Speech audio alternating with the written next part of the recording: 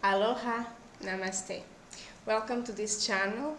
My name is Sonia and I'm a holistic and esoteric teacher and therapist. And welcome to this forecast for the week of 10 of March 2025. So on the 10th of March, Monday, we have here a 10 and a 22. Master number in the whole date. So this 10 is so much, it's one which is new beginnings, work, and this 22 as a master number has, I remember I have these days like non-stop, like literally non-stop, so many things happening, and they would go on and on and on, like no break, no rest, no stop, so intense. The 22 days are very intense. So here a Monday with the 1 and the 22 is so much time to work, so much time to work. But may not be like a ordinary day work or work day, maybe something different, something more intense than what you are or what we are usually expected like to happen. So remember, keep in mind, Monday 22nd is a master number 22, so it can be quite intense. On Tuesday, 11 of March, so 11 in itself is already a master number, okay? And then we have the whole date adds to a 5, which is like communication, Mercury, writing, connecting with other people, maybe marketing your stuff, going and do your social media work. Is so much like outgoing kind of energy and communicative.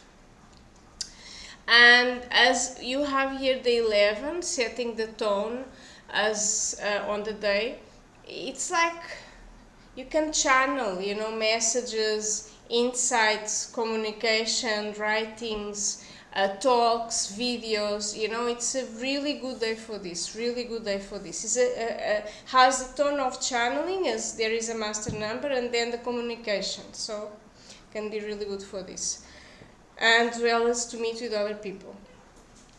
12th of March, Wednesday, we have Venus direct here, and go and see with Nadia. With Nadia Shah, what does this mean? She's really good explaining transits.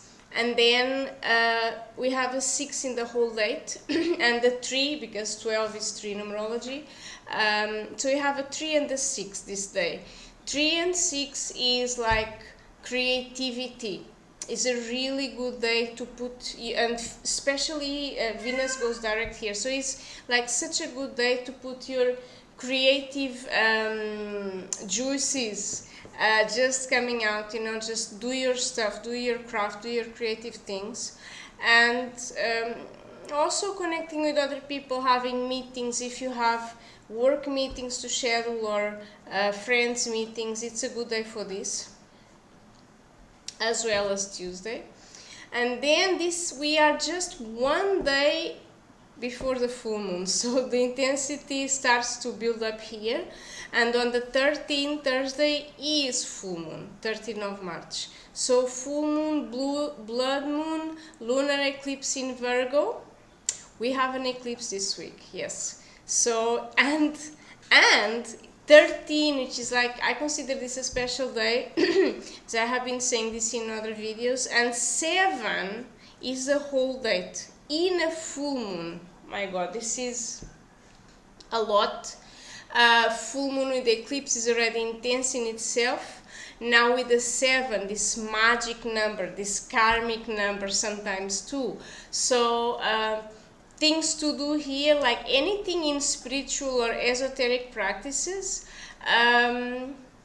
things not to do so much, maybe not so much mixing with other people, not traveling, not scheduling like very important travels or flights, or because 7 has this, and especially in a full moon, even if you do your own practice and you are calm, you are settled, you have emotional intelligence, and you have self-control, but not everyone may be like this. So other people are feeling this energy too. It's so intense, the full moon.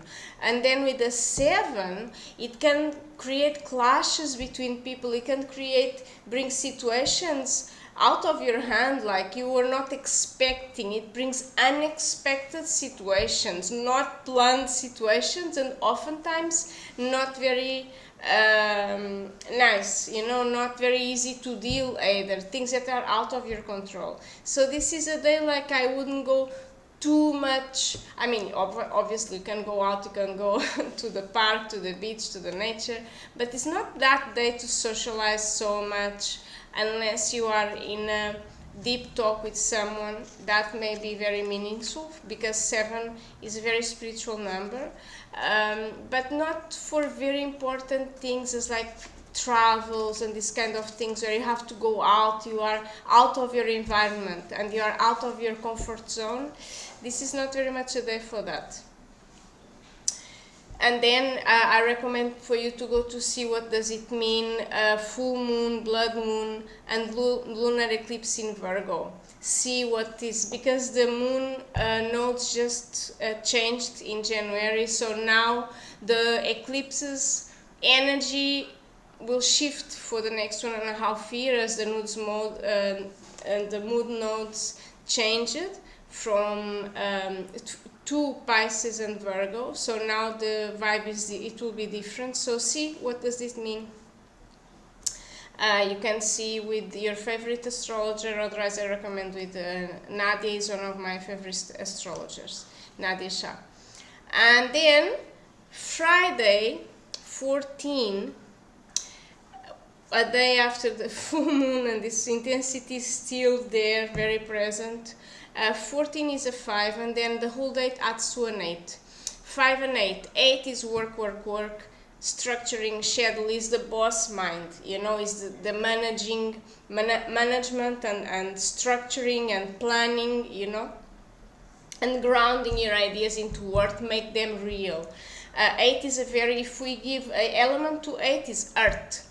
Earth to 4 and 8. 4 is the work and 4 is the worker, and 8 is the boss. So both related to work. There is not much in these days a kind of normal day. There is no portals, no master numbers. It's a normal day. But as you have here 14, which is 5 again, we bring communication here. So talks, make your videos, make your writings, maybe write your creative writings and communication, have meetings with other people. This is a very good day for work meetings, as we have a 5 here, like connection between people, and 8, so really good day for work meetings. Then Saturday 15, we have a 9 on the whole date. We have a 6 and a 9, so 6 and 9 are very loving energies. And here the full moon, it starts to get more peaceful, already 2 days after the full moon. Mercury goes retrograde in Aries and Pisces here. Also see what does it mean. And the 9, this is a weekend day, and as you have 6 and 9, we have 6, which is home, family, children, also arts and healing. But as this fall in a Saturday, there is so much energy for the home and the family.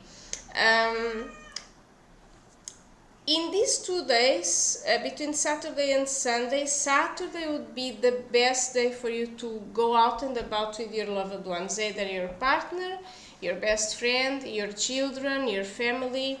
Saturday has a beautiful energy to be spending time, quality time with people, with your loved ones. Then Sunday has a 7, which is 16 of March has a 7 here, and then the whole date has a 1. So 7 and 1 are so related to, 7 has that little karmic note, right? But 7 and 1 are so related to work, and this is in a Sunday, which should be like a resting day. But if you have your own business and you are a creative person, and if you do many of your work at home, from home, then this is a really good day to work, actually, to channel, to make new beginnings, to make your new stuff, and work mostly. It's very, very turn to work this day.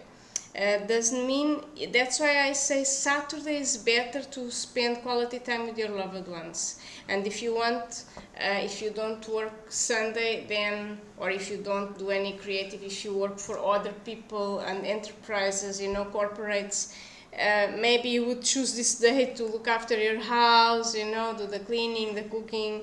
It's like a working vibe day, you know. Another thing I want to mention about the sevens, when 7 falls in a day, be more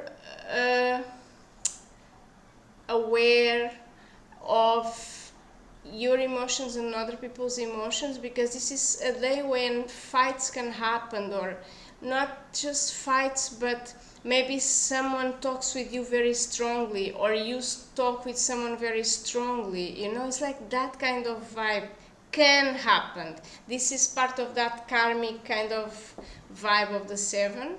Just stay mindful and see around what's going on.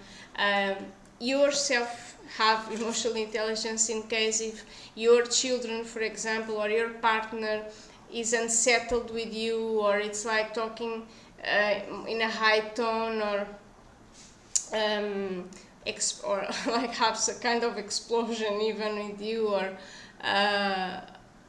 a talk which is less pleasant, even if it's maybe truth or not. You should stay calm, remain calm, because this is the vibe.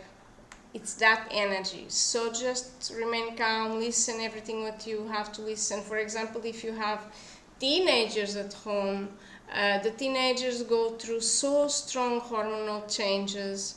Or if you are with your partner, and if your partner is a woman and she's going through perimenopause or menopause, there is so strong hormonal changes in these two phases, teenage and perimenopause, that they provoke like huge mood swings, and those mood swings tend to sometimes be like very contrastive, very like fighting kind of thing. And so it's just stay aware of these realities, you know, whatever is your reality. I'm just bringing different sceneries for you to know. The 7 brings, and if it's especially in a full moon as this Thursday, 13th of March, it will be, I would say, really intense day.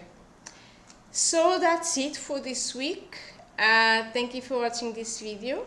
If you'd like to know all this information for the whole year, you have the 2025 Moon Astro Moon Numerology Planner. It's a calendar, a wall calendar that you can print A3 size. It has plenty of space to put your own personal notes, and it has the daily numerology, all the moon phases, Mayan astrology, galactic activation portals, and all the explanation, and also the Western astrology transits, and all the explanation of all of this at the end of the planner.